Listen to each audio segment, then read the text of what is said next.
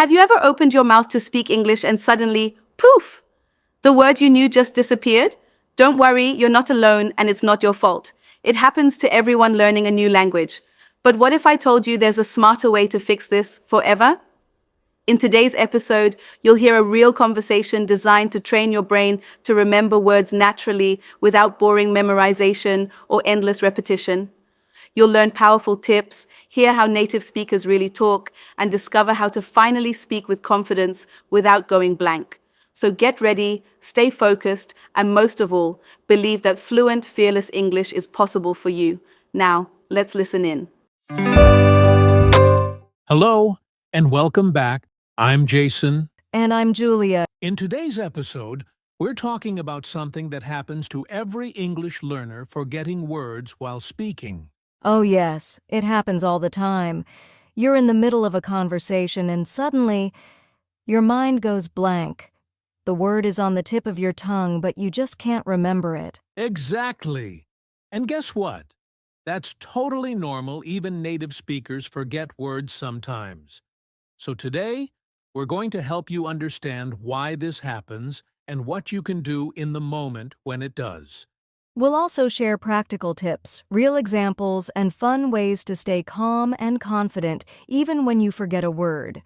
By the end of this episode, you'll have a toolkit you can use in any speaking situation. So grab a cup of tea, get comfortable, and let's dive into this very helpful and very real topic: what to do when you forget words while speaking. You know, Julia, I still remember a moment a few years ago when I completely forgot the word umbrella during a conversation in the middle of a heavy rainstorm. Oh no, what happened? I was visiting London, and it suddenly started pouring. I ran into a small shop and wanted to ask the man at the counter if they sold umbrellas. But guess what? I totally blanked. I could see the umbrella in my mind. I knew what it looked like, but I just couldn't remember the word. So what did you do? I ended up saying, "Do you sell the thing that blocks the rain?" And I pointed upward. The man smiled and said, "You mean an umbrella?" And I was like, "Yes, that's the word." We both laughed. It was a little embarrassing at first, but it turned into a friendly moment. That's such a great example. I've had similar moments too. Once during a presentation in university, I completely forgot the word environment. I tried so hard to remember, but it just disappeared.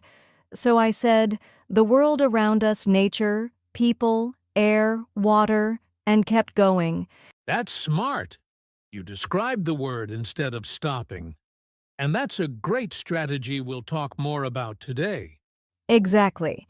These kinds of moments happen to all of us, and it doesn't mean you're bad at English. It just means you're human.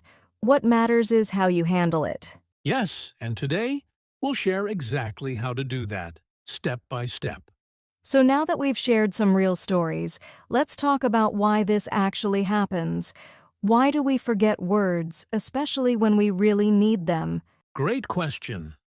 First of all, forgetting words is a normal part of language learning. In fact, even native English speakers forget words sometimes, especially when they're nervous or tired. That's true. One common reason is anxiety. When you feel nervous, maybe you're speaking in front of someone new or trying to speak perfectly, your brain can sort of freeze and the words just disappear. Exactly. Your brain goes into stress mode and it becomes harder to think clearly. It's like the word is in your head, but there's a block stopping it from coming out. Another reason is that you're still building your vocabulary. When we learn new words, they don't always stay in our long-term memory right away. If you haven't used a word enough times, it's easier to forget it. Yes, and sometimes learners try to speak too quickly. When you speak faster than you think, you might lose track of the words you need. That's a great point. And sometimes it's not about vocabulary at all. Maybe you're just tired, or your brain is processing too much information at once, especially if you're switching between languages. Right. It happens to me when I'm learning Spanish. I know the word, I've studied it, but in conversation, poof, it's gone. So if you're listening right now and this happens to you, don't worry, you're not alone. And the good news is there are easy ways to handle it, and we're going to talk about those next. Stick with us, because we're just getting started. All right, now that we know why we forget words, let's talk about when it usually happens. Because if we understand the situations that cause it, we can be better prepared next time. Absolutely. One very common situation is during introductions or interviews. You want to sound smart and confident, but suddenly your brain freezes and simple words just disappear. Yes, like you want to say what your hobby is or where you're from, and you forget something basic. That pressure makes it worse. Another situation is during a phone call, especially in English. Without body language or visual clues, it can be harder to think of the right words. Good point. Also, people often forget words when they're trying to explain something complicated like giving directions, talking about their job, or sharing an opinion. And let's not forget classroom situations when a teacher asks a question and everyone's watching you. That nervous feeling can make even simple vocabulary hard to remember. Exactly. And the emotions that come with it, embarrassment, frustration, feeling not good enough, can really lower your confidence. Yes, and it's so important to say this, you are not alone. These emotions are completely normal. And forgetting a word doesn't mean you're bad at English, it just means you're in the middle of learning. And sometimes those emotions are even stronger when you're talking to a native speaker, right? Oh, yes. You might feel shy or afraid of making mistakes, but the truth is, most native speakers are very understanding when you forget a word. They've been there too in other languages. So just to sum up, common situations include job interviews, phone calls, class discussions, or deep conversations, and common feelings are nervousness, panic, or self-doubt. But don't worry, right after the break, we'll talk about exactly what you can do in those moments when the word just disappears. Stay with us. We've got practical tips coming up next. Now let's get into the heart of today's episode. What can you actually do when you forget a word while speaking English? We've got 7 smart, simple, and very effective things you can do.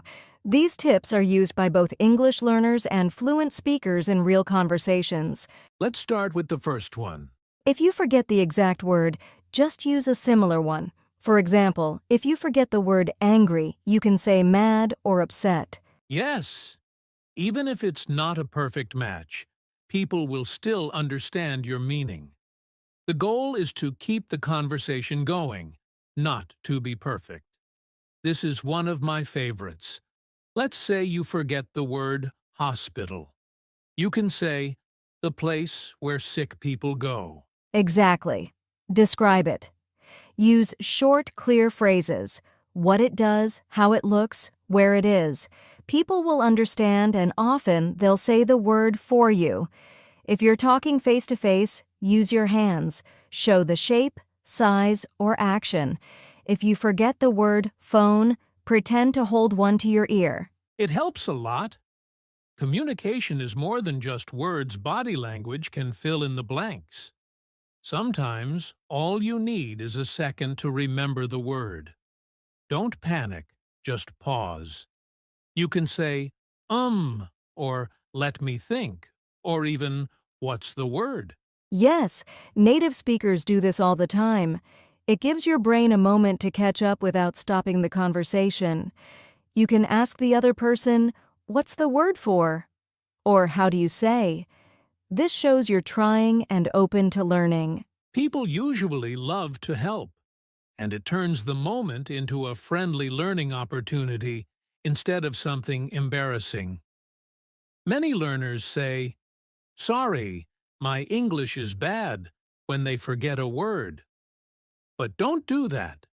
You're learning, and that's something to be proud of. Yes, just smile, stay calm, and move on. Focus on what you can say, not what you forgot. Keep going with confidence. This one's a little unusual, but really powerful. Practice forgetting. Choose a word, pretend you forget it, and then try to describe it or use a synonym. That's like building a real-life skill. It trains your brain to think flexibly, so when it happens in real conversation, you know exactly what to do. Let's quickly repeat the 7 smart things you can do when you forget a word. 1. Use a synonym. 2. Describe the word. 3. Use gestures. 4. Pause and use fillers. 5. Ask for help. 6. Keep going with confidence. 7. Practice forgetting on purpose. These tips are not just for beginners. They're used by intermediate and even advanced learners to sound natural and fluent. So next time you forget a word, don't panic. Just choose one of these tips and keep the conversation flowing. Up next, we'll talk about how you can train your brain to forget less often in the future. All right, so we've talked about what to do in the moment when you forget a word. But how about preparing ahead of time? How can you practice so that this happens less often? Great question. Let's go over some smart and fun ways to train your brain so you're more confident and fluent during real conversations. Take 5 random objects around your house like a spoon, a book, or a pair of shoes. Now, without saying the object's name, describe it. For example, instead of saying book, you can say it's something you read. It has pages. People use it to learn or for fun. Exactly. This trains your brain to explain ideas, not just memorize words. Choose a situation, maybe you're at the doctor, in a restaurant, or meeting a new friend. Then, practice talking as if you're really there. And if you forget a word during role play, great. That's your chance to practice using one of the 7 strategies we shared earlier. Listen to short podcasts or dialogues. Pause after each sentence, then repeat it out loud. Try to copy the tone, rhythm, and speed. This helps you build confidence and muscle memory, so words come to you more naturally when you speak. Pick a word, then quickly think of 3 to 5 words related to it. For example, coffee, you might say cup, hot, morning, cafe. This kind of game helps your brain build connections between words, making it easier to remember them later. Choose a topic, talk for 1 minute, and record yourself. If you get stuck, don't stop, describe the word or use gestures. Later, listen and notice how you handled the moment. Over time, you'll see real progress and build speaking confidence. Remember, practice doesn't mean being perfect. It means getting comfortable with imperfection and learning how to keep going. That's the key. The more you practice these exercises, the more automatic your speaking becomes, even if you forget a word once in a while. Coming up next, we'll give you some encouraging final thoughts to help you stay confident and motivated. Stick around, we're almost there.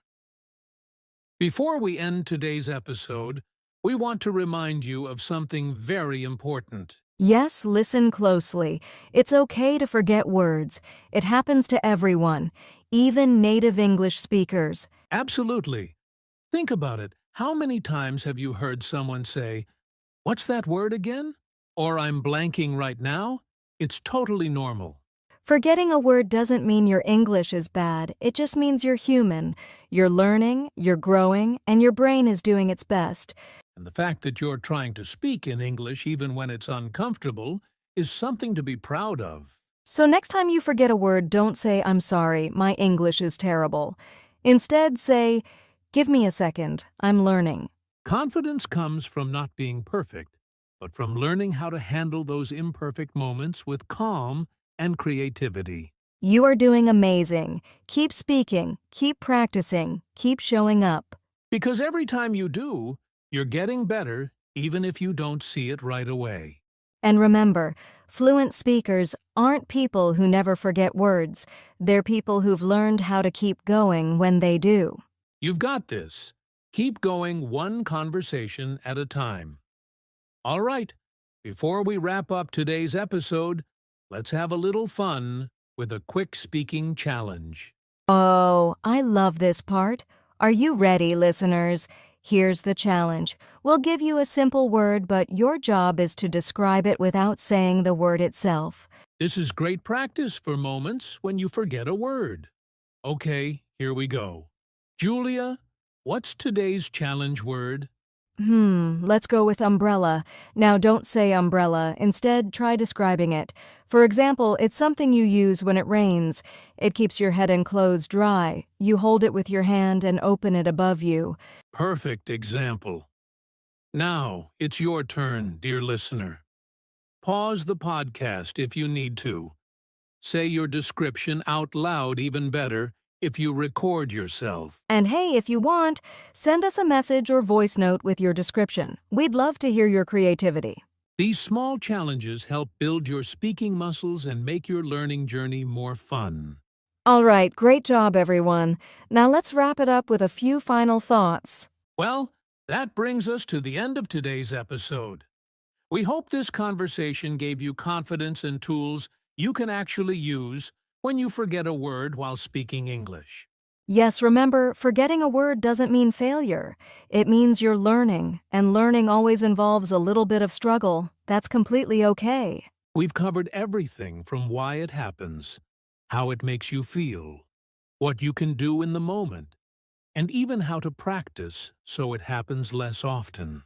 And most importantly, we reminded you that you are not alone.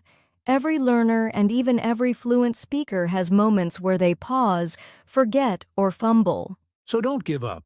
Keep practicing, keep speaking, and don't be afraid of mistakes. They're your best teachers. If you enjoyed today's episode, make sure to follow our podcast and share it with a friend who's learning English too. And if you have a question or want to share your story, leave us a comment or send us a message. We'd love to hear from you. Thanks for spending time with us today, and remember, you're doing better than you think. Keep talking, keep growing, and we'll see you in the next episode.